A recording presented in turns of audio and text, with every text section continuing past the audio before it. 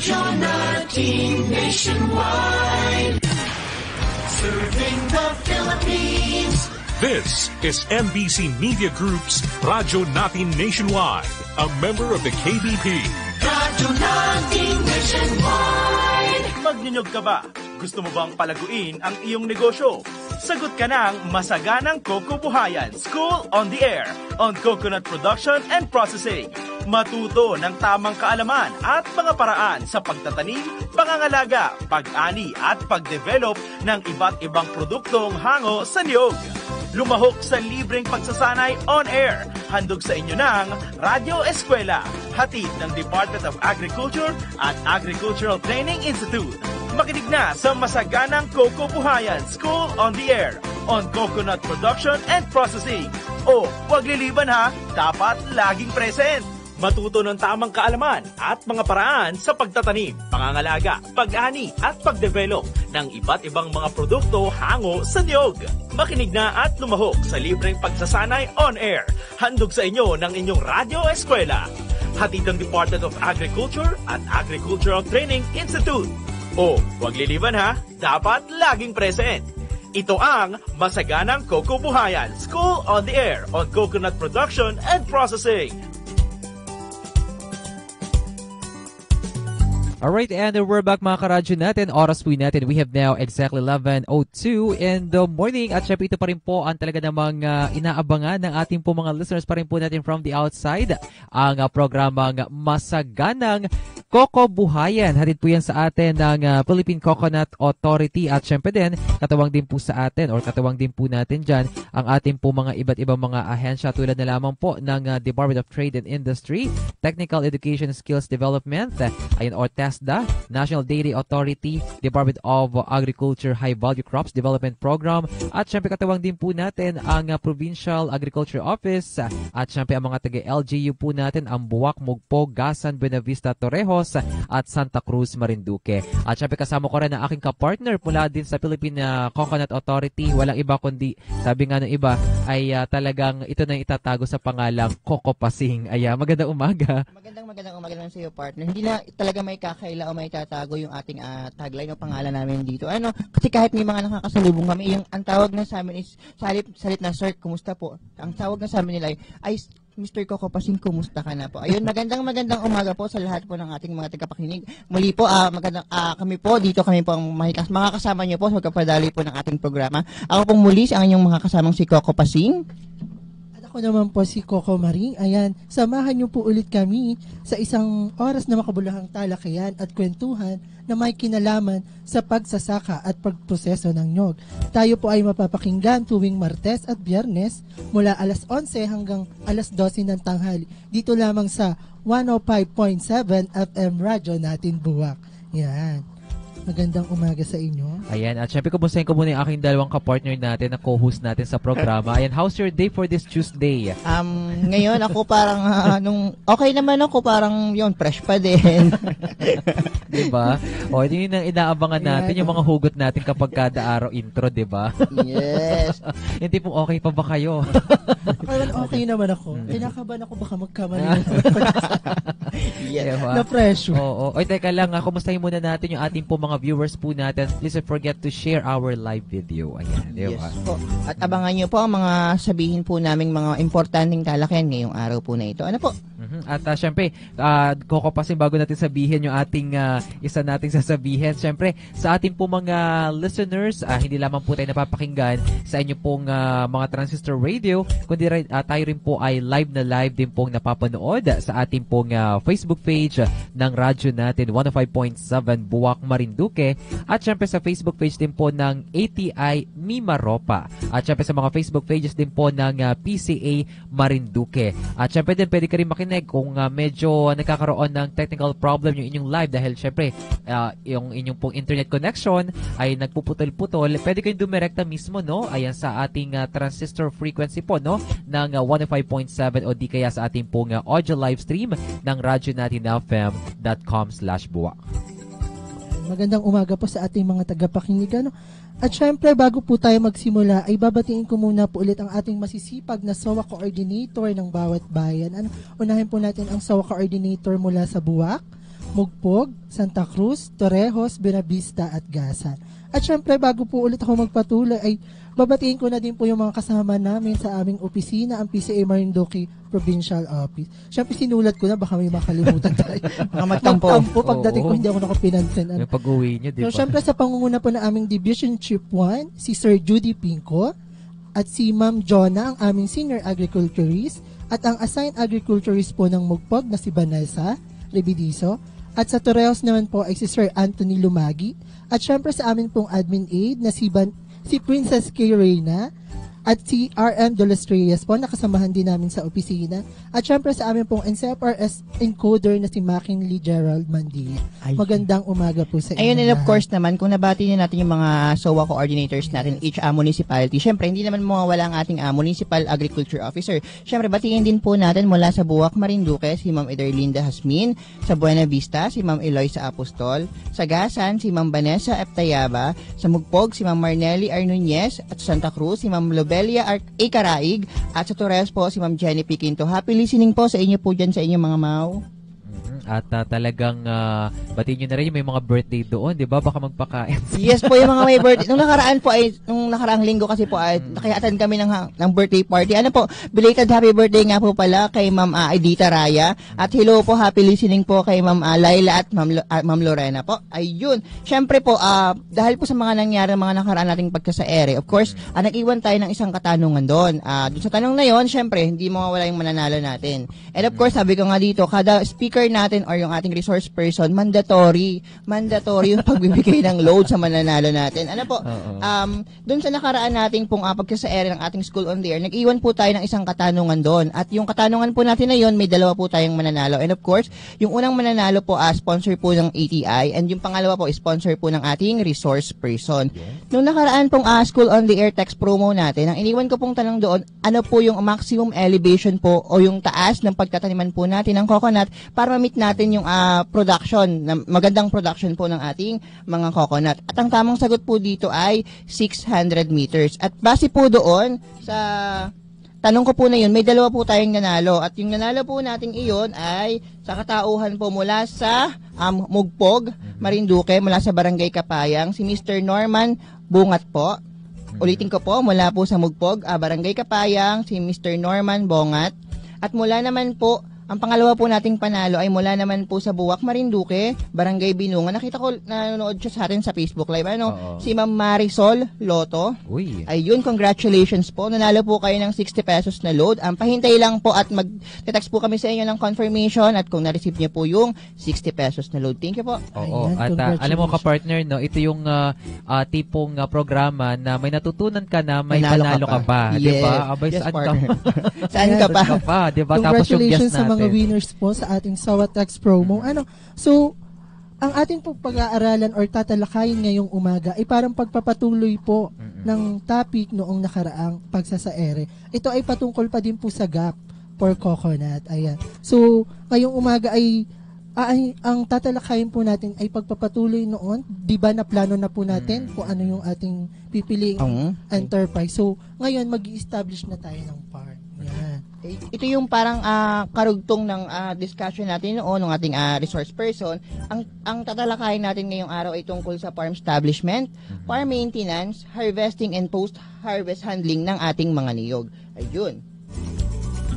So, para bigyan tayo ng kaalaman tungkol sa mga paksang nabanggit, ay muli po nating makakasama ang ating agriculturist 2, na poging-pogi ngayong umaga at nakapolo. Ayun. Si Alam nga Mr. maghahapon sa bingyan. Victorio Palcula. Parang may Magandang Miggy na umaga, pa, sir. Magandang umaga sa inyong lahat. Kuko Pasing, Kuko yes Maring po. at DJ Good Car. morning po. Okay, pwedeng pabati muna. Yes po, pwede ka pong bumati sa ating Binabati mga ko muna yung lahat nating estudyante na nagsusubaybay dito sa ating palaton programa na ito. At saka yung mga nakikinig sa Facebook page. Binabati ko kayong lahat. At ganoon na rin pala sa mga rumblumano na nakikinig. So, maligayang pagkikinig po. Ayun. Jude. Maraming salamat po sa iyong mainit na pagbati sa ating mga tagapakinig ng ating programa. Para simulan po ang ating talakayan, huli ko pong ibinibigay sa inyo si Mr. Victorio Palcolan para po sa kanyang pagtatalakay tungkol sa farm establishment and farm maintenance. Okay, maraming salamat. Ngayon po ay ipagpapatuloy natin yung ating talakayan tungkol sa gap for coconut, no?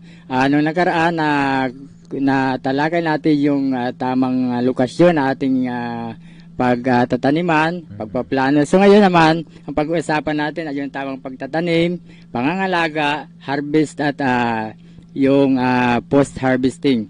No, so ang farm establishment po ay kinabibilangan ng land preparation, field layouting, holing at saka planting.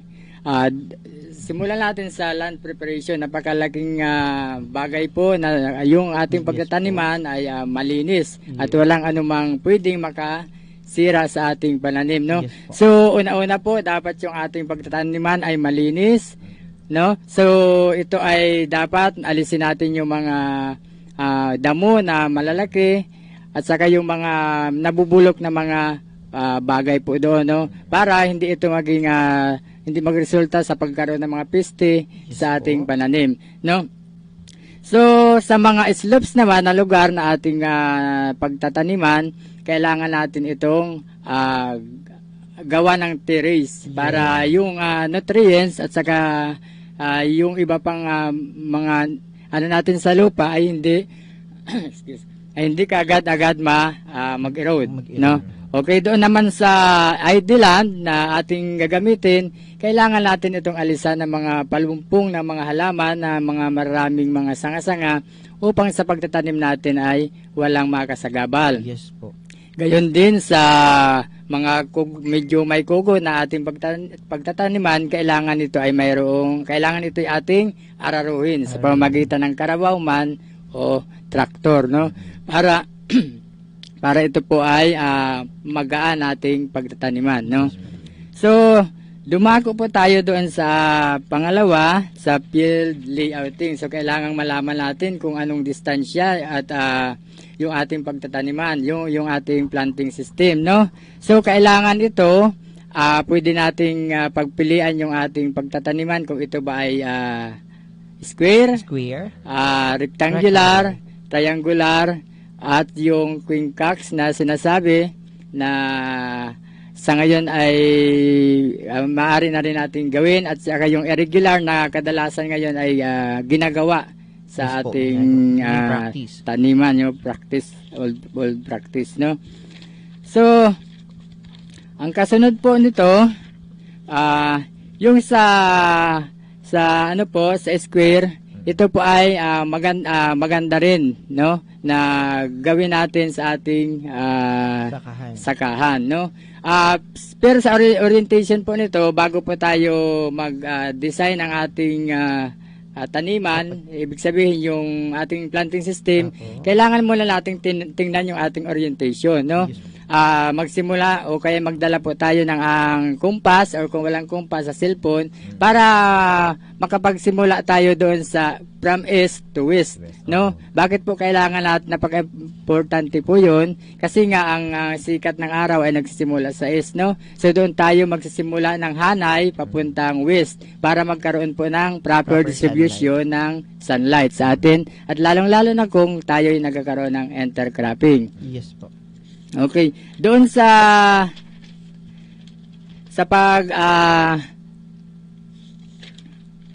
doon naman sa triangular, napakainam din gawin natin yon. Sa ngayon po, ang triangular ay ginagamit na rin natin sa pagtatanim, no?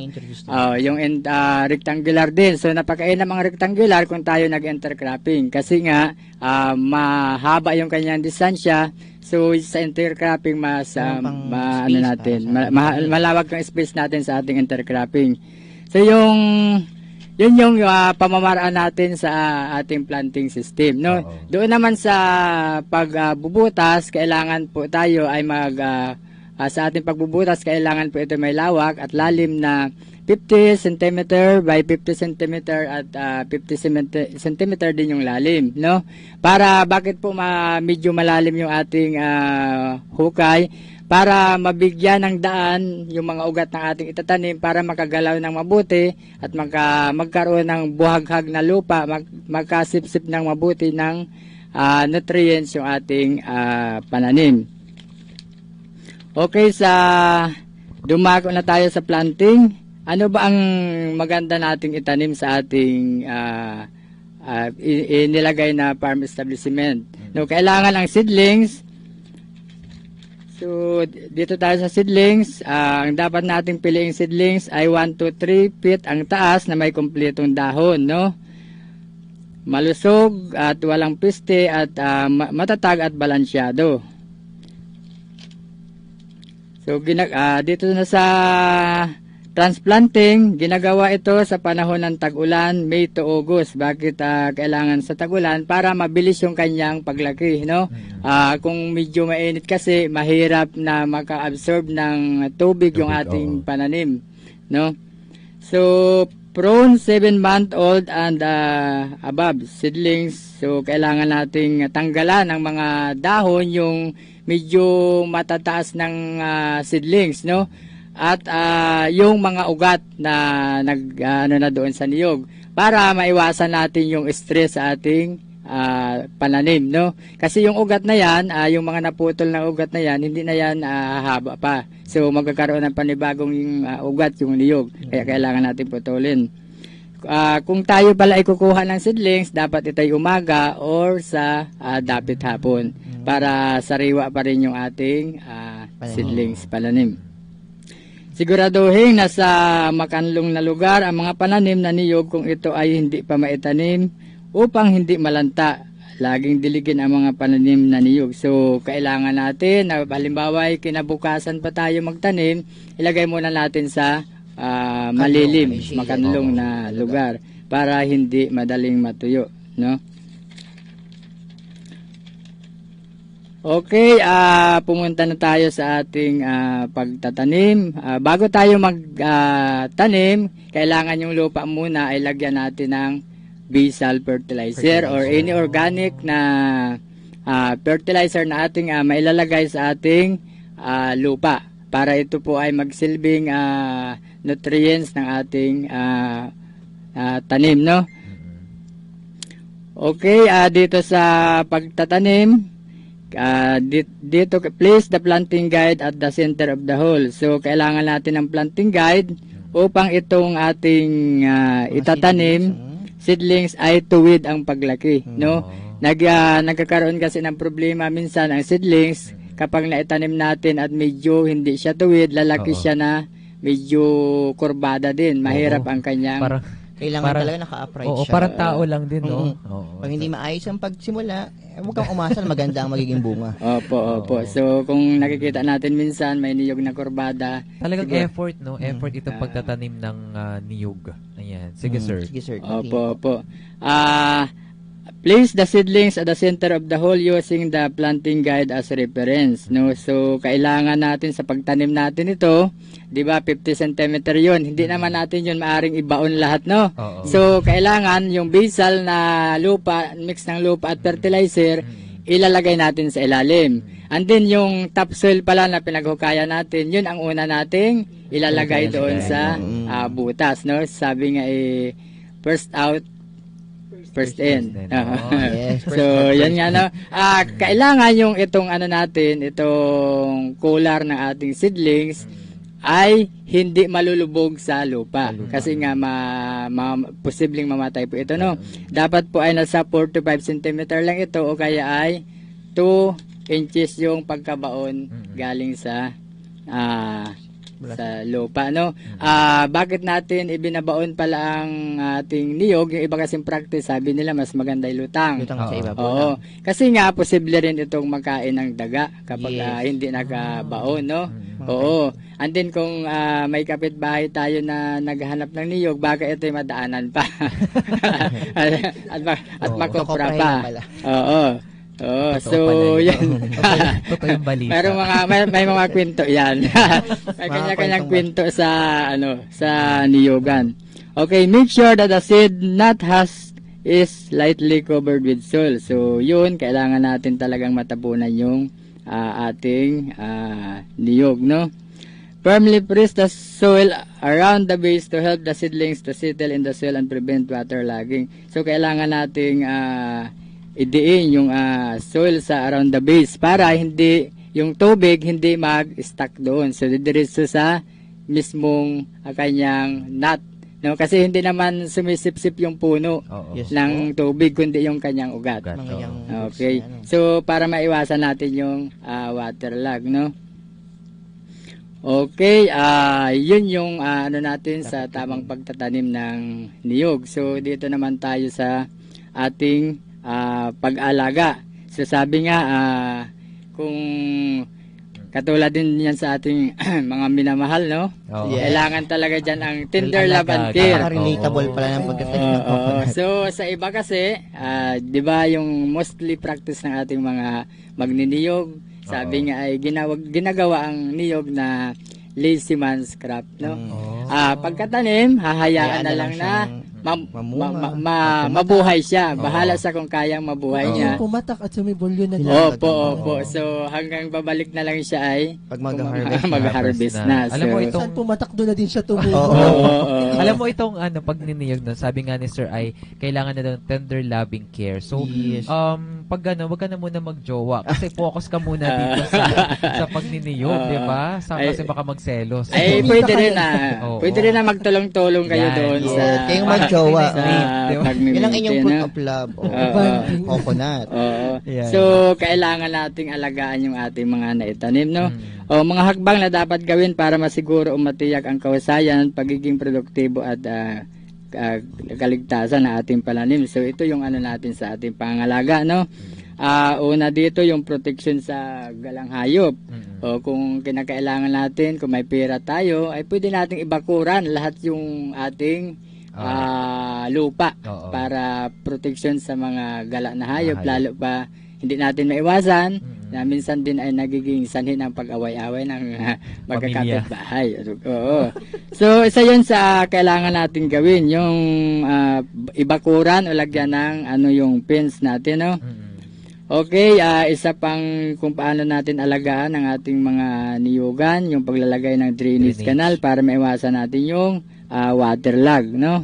So, mostly ito yung ginagawa naman sa mga lalaking farm na, no? So, yung naman natin, kung dito practice natin, ay kailangan lang na magkaroon tayo ng kahit konting Proper supply ng tubig. supply ng tubig. Continue yung development ng ating Oo. mga So, dito rin, kailangan natin ng patubig.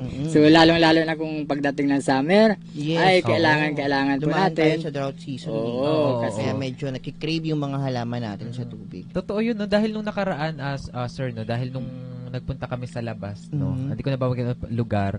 Talagang may yung kapartner ko kasi pumunta doon sa nung side niya. So, talagang natuyo lahat. Yes. Yung pati yung lupa. So, ang ginawa nila, talagang may patubig talagang ginawa. Lalo na yung heat index natin talagang tumaas, partner, Yes. no? At syempre, ang mga halaman naman may buhay yan. Kung tayo ang mga tao, kailangan natin ng tubig Tubig, para mabuhay. oo. Syempre sila din, kailangan din nila yun ng tubig para magbuhay at mag-continue yung development ng kanilang katawan.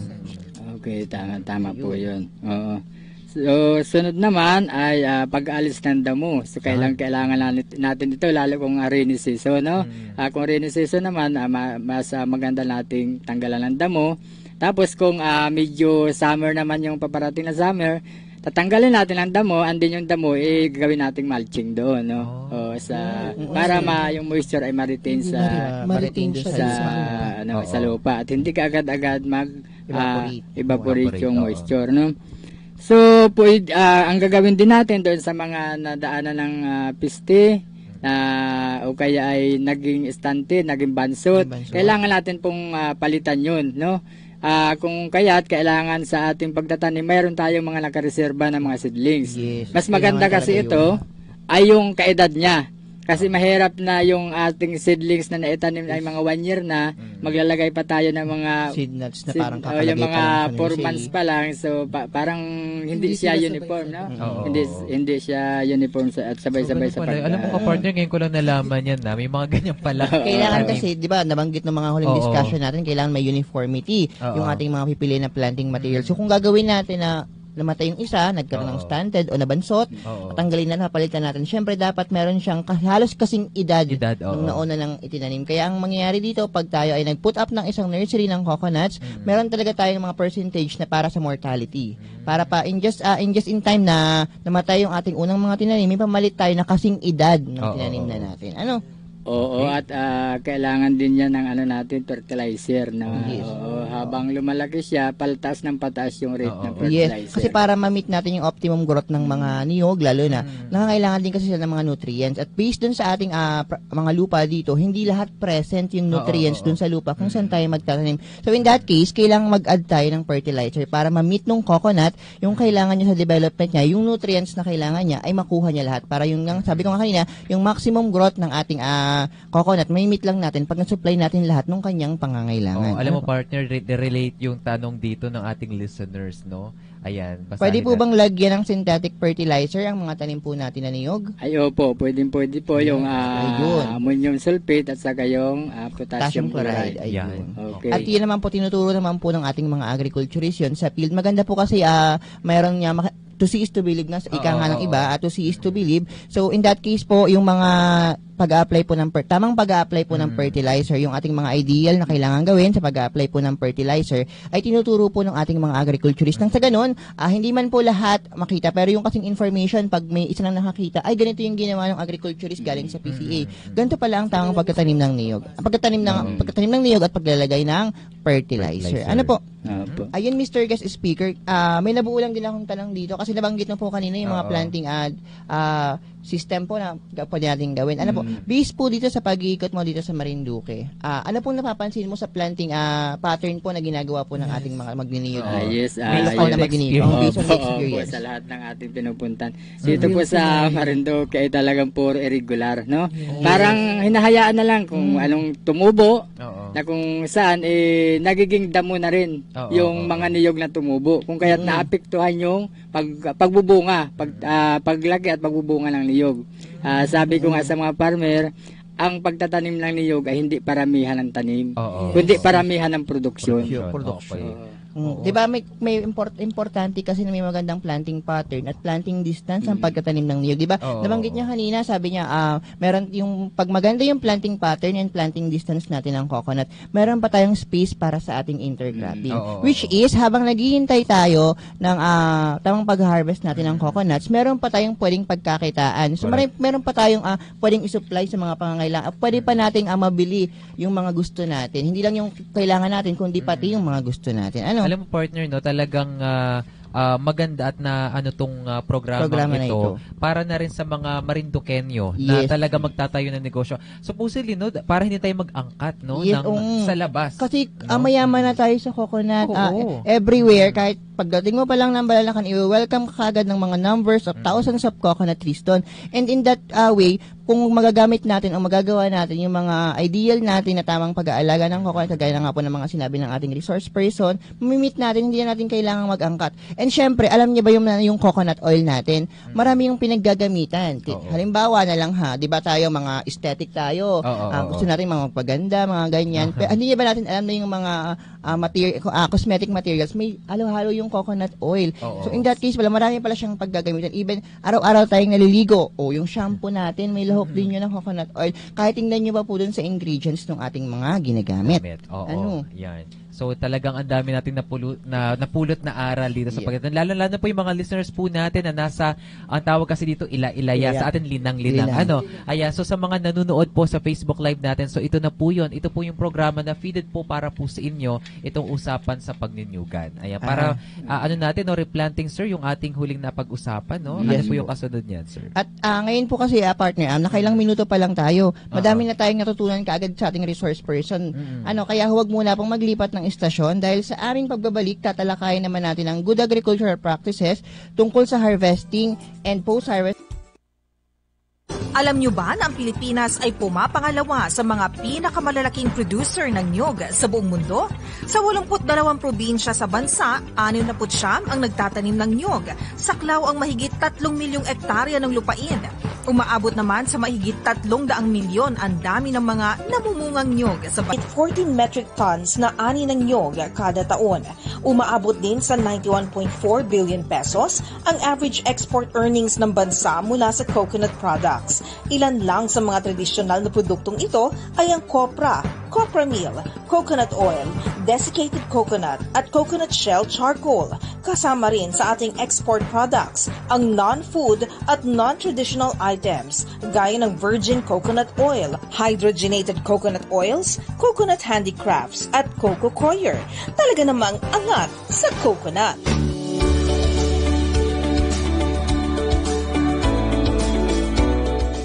Ang paalalang ito ay hatid sa inyo ng Department of Agriculture, Agricultural Training Institute at ng hintilang ito. Masaganang Kokobuhayan, School on the Air on Coconut Production and Processing.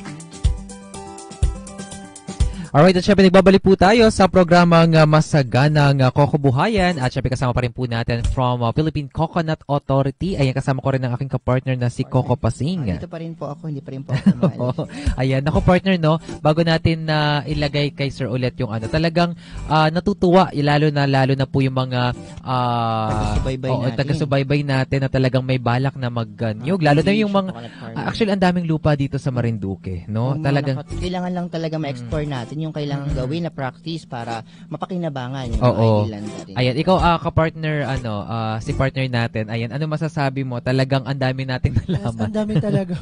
Na parang, dapat pala talaga ang daming dapat i-consider. Oo. Akala mo ang simple-simple lang ng pagtatanong. Ako din eh. Alam mo, habang tayo nag-interview, may ganito pala. No? Actually, no, live po tayo karadyo natin dahil syempre yung mga gulat natin, natural po yan. Walang halong yan, no? Walang halong script. Pero talagang dito natin malalaman lahat-lahat, no? Yung pagniniyugan po natin.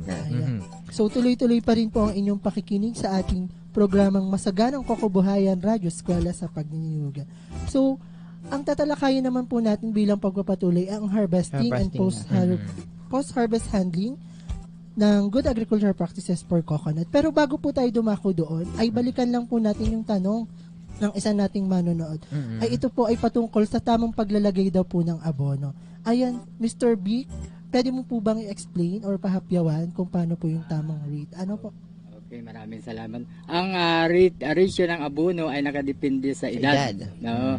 Okay, kung ito ay bagong tanim pa lang, kung ang ilalagay natin ay ammonium sulfate at saka potassium chloride, ang rate po nito ay 150 grams na ammonium sulfate at saka 100 grams na potassium chloride. Ito po ay within 2 kilometers from coastline, no? So may within kasi ito at saka yung more than 2 kilometers, no?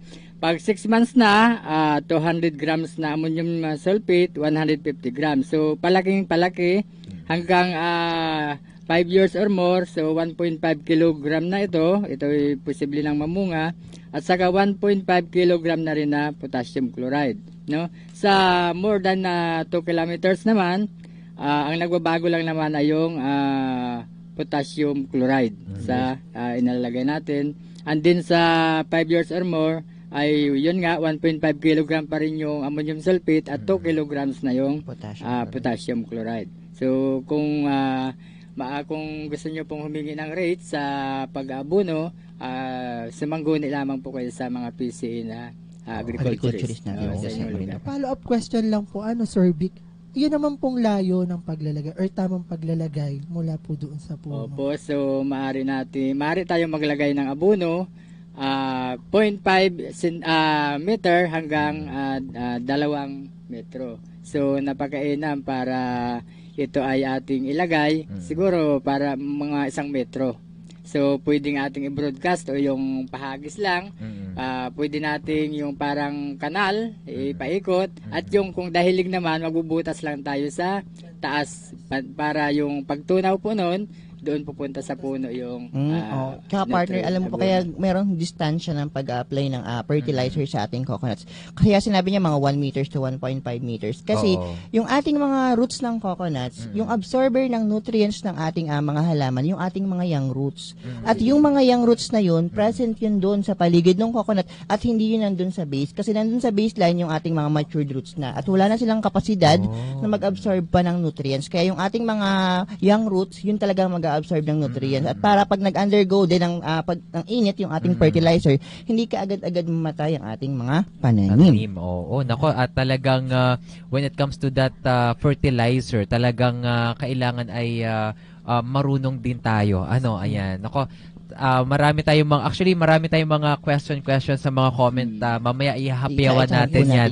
Ayan, sige. At sa pagkapatuloy po ng ating talakayan ngayong araw, binabalik ko po sa inyo si Mr. Victorio Palcolan upang i-discuss naman po sa atin kung ano ba ang dapat gawin at pamantayan ng pag-harvest po ng ating coconut at pag-aalaga nito pagkatapos ng harvesting.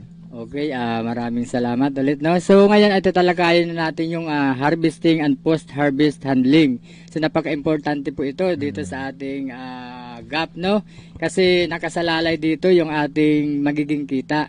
Gaano man kalaki yung ating produksyon, ating magiging bunga kung hindi tayo marunong sa pag-harvest at post-harvest ay so magresulta ito sa pagkalugi rin natin ng mababang kita, no?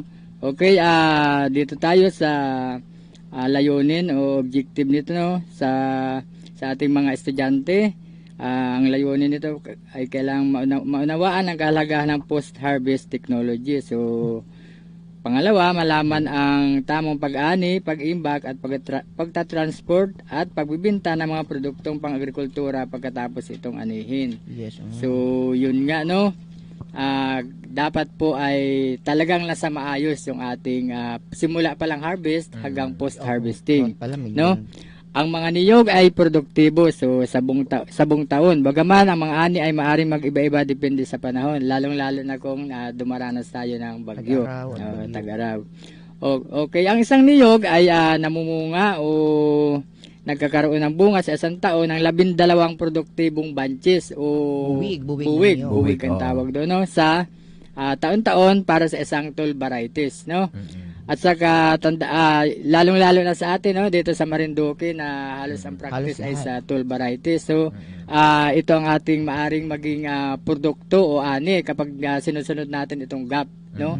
Ibig sabihin kung 12 nakaani tayo sa isang taon ng 12 bunches, kung kahit magtigla 5 lang ito, pero dahil 10 dapat 120 nuts per year yung ating ani. Akalain mo malaki na yun, no? At ang dwarfs ay mayroong dapat na 14 to 17 na bunches kayang anihin taon-taon. Napakadami. Kailangan nga lang sundin yung ating tamang proper management. Para makuha yan. Yes, para makuha mo yung ideal mo. Kaya kailangan gawin talaga natin yung sagap para i-practice talaga natin siya. Para natin magandang resulta ng ating produksyon. Okay, ang mga angkop na pamamaraan ng pag-ani ay dapat gamitin upang ma-optimize ang kalidad at iba pang gustong katangian ng produkto.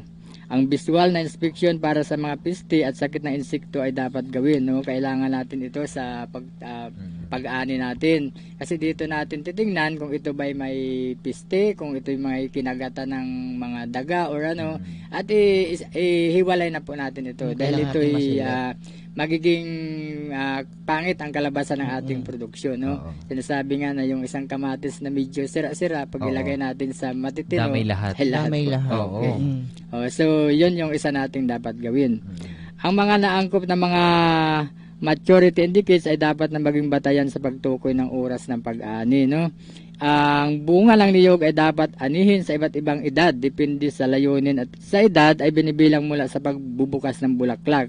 Ang buko ay dapat natin itong anihin sa 9 na buwan or pababa, no? Kasi minsan mga 7 buwan ay nagiging buko na siya. Yes, pwede. At saka depende din sa purpose. Sa pangangailangan. May ang iba kasing buko gusto yung parang malauhog lang. Yung hindi masyadong matigas pa yung meat. Yung tawag sa laman ng coconut, yung meat, parang hindi masyadong matigas. And then ang bukayo naman ay dapat nating anihin ito ng mga ang edad ay 10 buwan. Oo, para maganda talaga. Alam mo ka partner, no, speaking of book, yung balik tayo dun sa siyam na buwan. Kaya pala nag-try kaming tawag doon, magkayo. May mga matitigas. So baka ito ay overage na. So akala ko lahat ng mga buko, kumbaga para sa akin ay buko na lahat. Oo. So may mga buwan-buwan pala buwan yun. Pa yun. Ayun. Parang dito kasi yung narinig ko pag nagpipield kami. Ang tawag nila dito yung parang bubukay, parang bingi. Tawag dito. Oo, naririnig ko yan sa Quezon. May bingi palang nyug. Oo, may bingi. Ano yun, sir? Pag mga bingi? Abnormalities yun. Abnormalities. So, bakit naman sinabing bingi? Para naman... Parang hindi siya nakalog pa. Wala pa siyang sound, yung slashing sound. Okay. Kaya pala. Parang tawag yung sa amin, yung parang buwang. Oo. Buwang. Kaya pala naririnig ko yung mother ko kasi laki sa farm. Ayan, naririnig ko, ba't bingi itong buko? Nung bata pa kasi ako maliliit, may lupa kasi sila doon. So talagang naririnig ko sa mother ko na ay bingi itong bukong ito kasi nga may ilig kami fruit salad. So sabi ko, ano kayo bingi na yun? Ano kayo bingi na yung pala yun? Hindi siya matured pa. Hindi naman na siya good din sa pag yung buko kasi nga matigas na medyo yung kanyang meat. Oo, ayan. So yung bukayo, sir, nabanggit mo rin na 10 buwan, no? Ipoproseso yun. So yun ang pinakamagandang edad para sa bukayo. Okay. Sarap yan. Yung naman natin, yung duration naman natin ng pag-harvest. So ang karamihan sa ating sa nagkukopra, ang ginagawa dito yung mga 45 to 60 days. Every 45 days yung iba. So depende rin kung yung iba kasi ay malayo. 90 days. So, depende rin sa pangailangan ng tao. And then, yung para sa virgin coconut oil at desiccated coconut processing, ay dapat ito ay 1 buwan lang. Bakit kailangan natin na kumuha ng buwan-buwan talaga? Para ma-prevent din natin yung pagtubo. Oo, kasi hindi yun maaari sa mga virgin coconut oil. Hindi yung virgin pag may tumubo na. Wala na, na-reject na. So, pag tumubo na yon at ang target talaga natin, project talaga natin ay virgin coconut oil, maliliit yung ating production. Mapupunta na sa kopras. Sa kopra na napupunta. Yung mga practice naman dito ng mga farmers natin, every 45 days, every 60 days, yun ay kung wala tayong bagyo. Kasi kung meron tayong mga bagyo, di ba sabi natin, yung cycle ng isang matured coconut ay 12 months natin yun bago, after flowering, 12 months siya bago siya maging matured. Ngayon kasi, di ba, alam naman natin ang Marinduque dinadaan ng mga bagyo. So, after ng bagyo, several months bago sila makapag-harvest ulit ng every 45 days. Kasi kailangan nilang mag-rehabilitate yung puno kasi nauga yung kanyang mga branches, yung kanyang mga dahon. Pag nauga yun, syempre, mababago yung development ng pagbubunga niya. Minsan umaabot siya ng isang taon bago makarecover. Kaya yun din, kaya magandang practice din. Kaya wala talaga silang harvest. Yun. Nakadepende talaga yun sa ganun. Kung minsan sunod-sunod yung bagyo, minsan 2 taon pa nga walang harvest. Kaya pala dami nagreklamo, nalulugi sila. Kawawa sila. Kaya kailangan talaga pagkagana ng mga bagyo, syempre maganda dapat yung mga planting distance natin, planting pattern. Kaya natin pinapasok doon yung mga intercropping. During the time na wala pa tayong mga harvest, so pwede tayong magtanim ng ating mga cash crop para pagkakitaan natin siya. Ano, partner? Papasok yung kahalaga ng planting pattern natin. Saka yung planting distance natin. Kasi kung bagyuhin tayo, pwede natin gawin yung 3 per hill, 3 puno sa isang hill. So, yung mga ugat nila, magkakapit-kapit yun. So, mas matibay sila sa bagyo. Yun yung kahalagahan. Parang ito yung communication to each other ng mga puno. Sama-sama sila. Naku, buti na lang may alam pa din ako sa Kala ko ako lang yung walang alam sa kasi napapanood ko yung minsan sa parang ito yung communicated to each other ng mga puno. Yan, di ba? Ito yung tawag dito, yung bagong pamamaraan. Yung 3 puno sa isang hill. Lalo-lalo na itatanim natin sa elevated na lugar.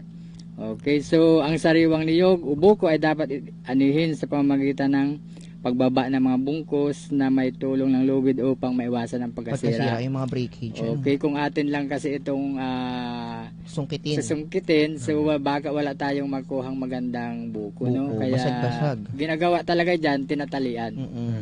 Okay, ang iba naman, ang ginagawa, nagkakaroon sila ng yung parang talaytayan, ang tawag doon. Anong tawag? Tulay yung sa ibang lugar. Okay. Para mapadali yung kanilang pag-ani. Yun yung ginagawang practice ng iba, no? Okay, sa pagka tayo nag-ani na, kailangan siyempre yung ating pagbubunot naman, no? Ang kailangan, ang mga dehusk nuts ay dapat na naka-imbak na malayo sa direktang sikat ng araw at hindi sa direktang kontak gamit ang lupa at maayos na ligtas mula sa mga ligaw na hayop.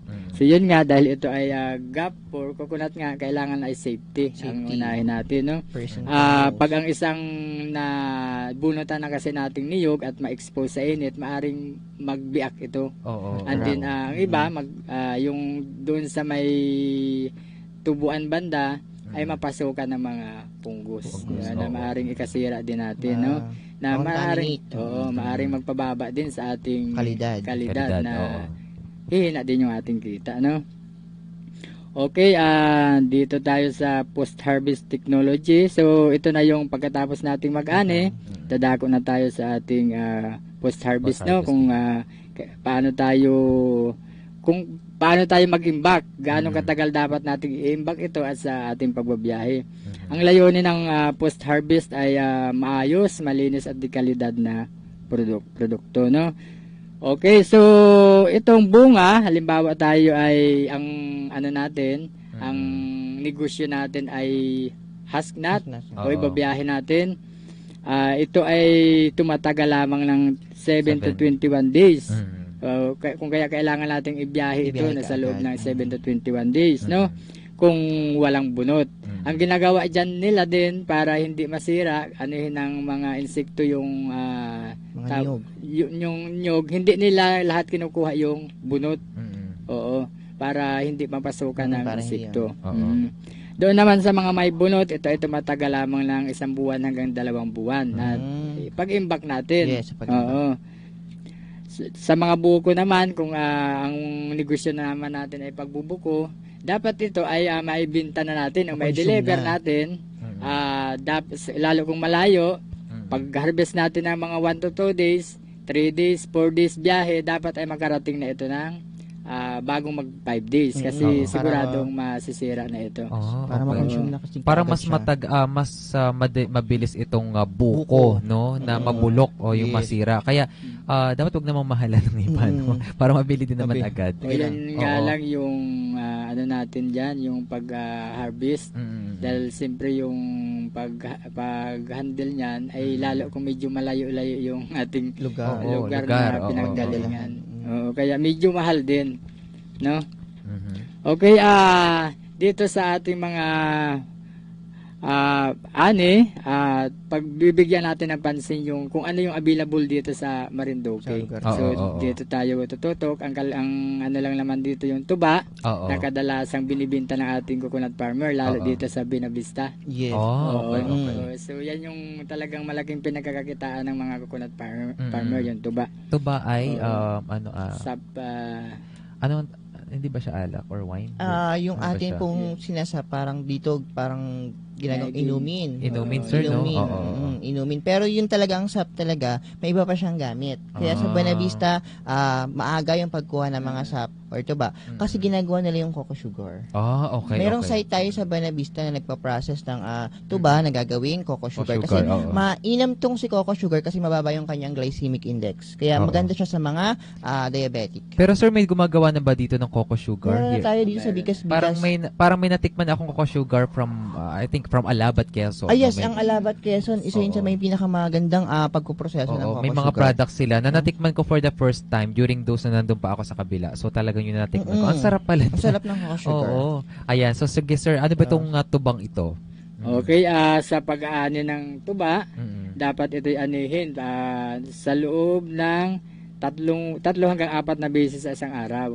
Lalong-lalo na kung gagamitin natin nga ito sa coco sugar. Kasi may oras kasi yung pag-harvest noon. Magiging acidic na siya pag lumampas ng 4 na oras yung pag-harvest. Kaya nga, kasama natin yan sa pagpaplano, yung ganyang tawag dito coco sugar, kung yan ang ating paggagamitan, no? Halimbawa ang ating tawag dito yung project natin gawing negosyo ay itong sap. You know, pag yung sa tuba, yung iba tumitikim muna, binibenta muna yung iba. Nagkukuha mo lang konti, then sugar. And then pag medyo nag-ferment na, gagawing suka. And then yung pag talagang marami, ginagawa ng lambanog. So maganda, maraming produkto. Dumi na talaga. Daming benefits, ha? Okay. Dito naman sa pag natin ng tuba ay kailangan ding malinis. Safety pa rin yung kailangan para natin. Para maiwasan yung contamination pag ng mga piste. Kailangan linisin ang lahat ng tukil o araw-araw, no? Yung lalagyan. Yung lalagyan ng tuba. Yung nilalagay siya pagka para tutulo doon babagsak. Okay. Takpan ang mga tukil upang maiwasang malagyan ng dumi, masikatan ng araw at maulanan. So, yun, kailangan talagang purong tuba siya. Kasi once na maulanan yung tuba, wala na, itatapon na natin yun. Sayang yung ating hirap at yung oras at yung production ay baka pwedeng matigil pa. Ayun. So, dito naman sa kopra, na isa ring practice dito sa atin, no? Okay, ang pagkatapos nating mabunutan, mabiyak, dapat itong mabiyak ay kaagad-agad din nating maproseso. Kasi posible itong pagtirahan din ng mga punjay, molds, at magiging sanhi rin ng pagkasira. Ang iba't ibang uri ng drying methods dito sa atin ay smoke drying, yung tawag dito traditional. Dapat ito ay ginagawa natin 8 to 12 hours para talagang luto. Ang problema, siyempre yung iba, lalo na kung panahon ng tigtuition, baka 6 hours pa lang. Tapos na. Kaya nagreklamo yung mga traders. Medyo gumagata pa yung yung kanilang bentang kopra. Yung sun drying naman, ito naman yung practice na binibilad natin sa araw. Ito naman, para maging angkop talaga at maganda yung ating pag-sun dry, kailangan nasa 7 to 10 days ito. Solar drying, ito naman yung natin sa klase ng dry na ito ay sa loob ng plastic. Parang tawag doon. Parang tent? Parang tent. Doon iniipon yung init at para makapag luto doon. Pero alam mo sir, ang kalimitan nakikita ko dito, kalimitan lang no pag ako pag nasa tayo, smoke and sun. Pero yung solar hindi ko pa siya talagang naaamoy mo yung amoy niyo. Sabi ko nasa probinsya na ako. Yeah. Yung nga lang ng sun natin ay talagang yung sun drying ay may din na epekto na ng mga dumi. Ayun lang, yun, at mga molds. So sa copra grading naman, kung tayo ay nag-grade ng copra, ang copra kailangan ito ay para maganda yung natin sa storage ng ating copra, dapat ito ay 6% moisture content lang. Ito ang pinakamagandang grade sa copra, 6% yung moisture content. Tatlong uri ng copra ang meron tayo, yung good quality copra, milling copra at edible ball copra. So, ang practice dito sa Marinduque, yung sa ginagawang copra, yung sa milling copra. So, kaya kailangan mayroon tayong moisture na 6%, no? Ito kasing black copra ay ito, yung parang consumable ng tao. Parang powder in form ito. So, edible ball copra, hindi naman natin ito pinapractice, no? So, yun yung ating mga dapat isalang-alang sa post-harvesting, no? Maraming salamat. Alam niyo mga partner, napakadaming senior ng ating resource person ngayong araw. Yun nga lang, hindi tayo ganun kahaba ang ating oras ngayong araw na ito. At muli po, maraming salamat po, Mr. Victoria. Particular sa yung nilaang oras po sa pagbahagi po ng kaalaman tungkol sa mga paksa natin sa araw na ito. Keep tuning in po dahil sa bibigyan pa rin po namin kayo ng ibang impormasyon at mag-iwan po kami ng tanong sa inyo sa ating School on the Air text promo. Alright, at syempre sa lahat din ng ating mga listeners, ayan, so let's take a break muna and then right after po niyan ay ating po muna pasasalamatan at I think may mapapasalamatan ni Sir Victorio, ayan, para sa kanyang final touch, ayan, ngayong umaga. Alright, so babalik po tayo makalipas lamang po ilang paalaala dito lamang sa programang Masaganang Kokobuhayan.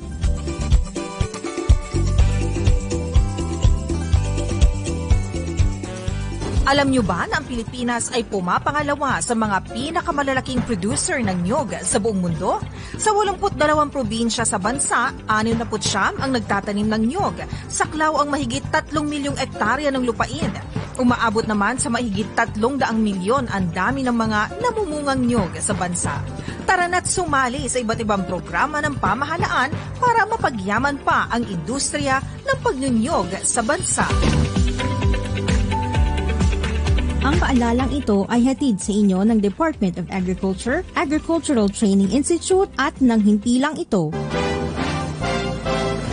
Bilang isang major coconut producer, ang Pilipinas ay nakapagtatala ng mahigit 14 metric tons na ani ng niyog kada taon. Umaabot din sa 91.4 billion pesos ang average export earnings ng bansa mula sa coconut products. Ilan lang sa mga tradisyonal na produktong ito ay ang copra, copra meal, coconut oil, desiccated coconut at coconut shell charcoal. Kasama rin sa ating export products ang non-food at non-traditional items gaya ng virgin coconut oil, hydrogenated coconut oils, coconut handicrafts at coco coir. Talaga namang angat sa coconut.